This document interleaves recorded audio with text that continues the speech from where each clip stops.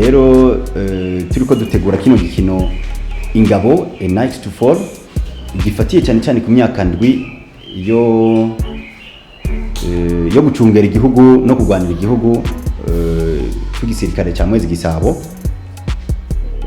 Niyo myaka rero tuza gufata tuganira duciye mu gikino nyura mico kirimo umuziki, kikabamwo intambo, kikabamwo ibintu byose byerekana ingene abo barundi b'umutima bagwana igihugu cyacu imyaka migahera bariko bakoresha umwami bagwana n'abadagi bariko bararasa amasasu. Niho rero duca tuganira turiko dukorera muri ico gikino kugira ngo dushobore kwibukanya ubwo butwari bw'abo bantu bagwana igihugu ico gihe, ariko kandi tugume twibukana imigenderanire myiza dufitanye n'abadagi buno munsi atari abadagi baduteye ico gihe.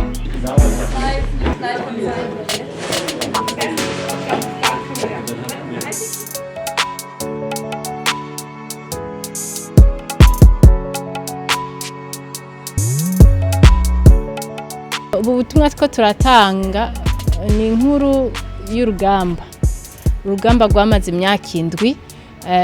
Rero iyo tubivuga turashaka kubivuga tubiririmba, ariko kandi twerekana, tugerageza kwerekana n'ingene byagenze mu majambo, mu bikorwa ivyo dukora no mu ndirimbo.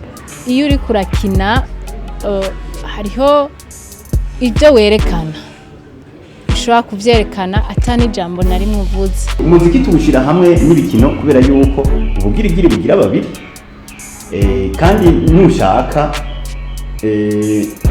n'iminwe twonavuga ngo iryo hinyuranye kubera yuko turakoresha ibi bicurangisho by'u Burundi, ariko kandi tugakoresha n'ibicurangisho bikoreshwa i Buraya.